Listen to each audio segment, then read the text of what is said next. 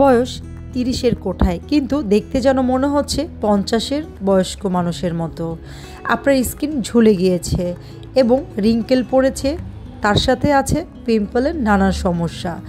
আপনি নানান কিছু টেনশন করছেন কি করে আপনার ইয়াং লুক আবার ফিরিয়ে আনা যায়। আসসালামু আলাইকুম ভিউয়ার্স, সবাইকে ওয়েলকাম করছি আমার নতুন আরও একটি ভিডিওতে।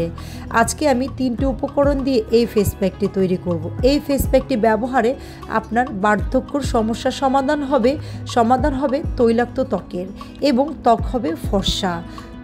তো ভিউয়ার্স, কথা না বাড়িয়ে চলে যাই মূল ভিডিওতে। নিয়েছি ডিমের মধ্যে পুষ্টিগুণে ভরা।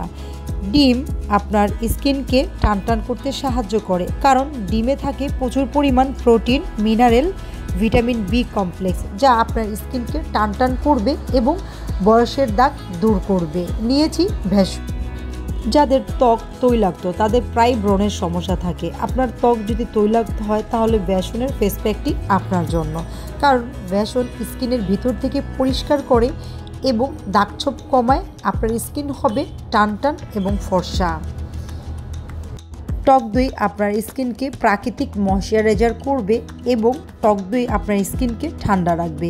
প্রচুর পরিমাণ গরমে আপনার স্কিন পুড়ে লাল হয়ে গেছে, সঙ্গে সঙ্গে আপনি এই ফেস প্যাকটি ব্যবহার করুন। স্কিন সাথে সাথে ঠান্ডা হয়ে যাবে এবং লাল দাগ কমে যাবে। অফিস থেকে এসে আপনি এই ফেস প্যাকটি ব্যবহার করতে পারেন এবং কিচেন থেকে বের হয়ে এই ফেস প্যাকটি ব্যবহার করতে পারেন। যারা নাইট ক্রিম ব্যবহার করে আপনার স্কিনকে জ্বালিয়ে ফেলেছেন, কিচেনে গেলেই জ্বালা পোড়া হয় এবং স্কিনের 12টা বেজে যায়, আপনি রান্না শেষ করে সাথে সাথে এই ফেস প্যাকটি ব্যবহার করুন। আপনার স্কিন ঠান্ডা হয়ে যাবে এবং লাল হয়ে যাওয়া দাগ সাথে সাথে দূর হয়ে যাবে।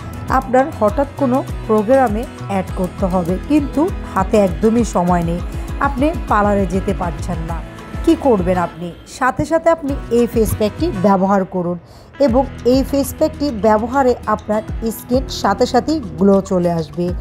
এখন আপনি পার্টিতে জয়েন করতে পারেন, আর নয় পার্লারের সমস্যা, ঘরে বসেই আপনার স্কিনে গ্লো চলে আসবে। ভিউয়ার্স, আপনি আপনার প্রতিদিন রুটিনে এই ফেস প্যাকটি ব্যবহার করলে আপনার হারিয়ে যাওয়া সৌন্দর্য আবার ফিরে আসবে এবং আপনার স্কিনে কোনো রকমের বয়সের দাগ থাকবে না। ভিউয়ার্স, আজ এই পর্যন্তই। সবাই ভালো থাকবেন, সুস্থ থাকবেন। আল্লাহ হাফেজ।